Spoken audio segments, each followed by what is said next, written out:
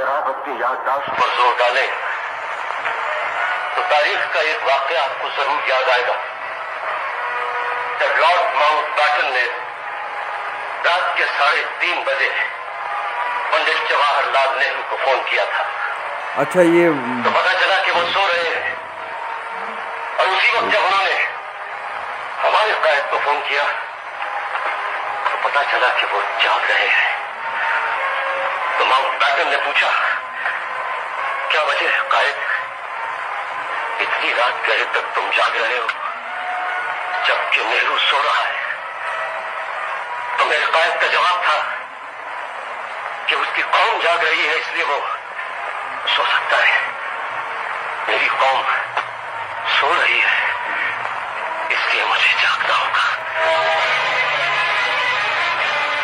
और मेरी कौम भी सो चुकी है। मैं अपनी कायद की लाश को अपने कंधों पर उठाकर पूरी दुनिया का चक्कर लगाना चाहता हूँ योर ऑनर, ताकि जहां भी मुझे मेरे कायद का पाकिस्तान नजर आए मैं उन्हें वही दफन कर दूं, क्योंकि खुदा की कसम ये मेरे कायद का पाकिस्तान नहीं है योर ऑनर, ये मेरे कायद का पाकिस्तान नहीं है, नहीं है ये मेरे कायद का पाकिस्तान।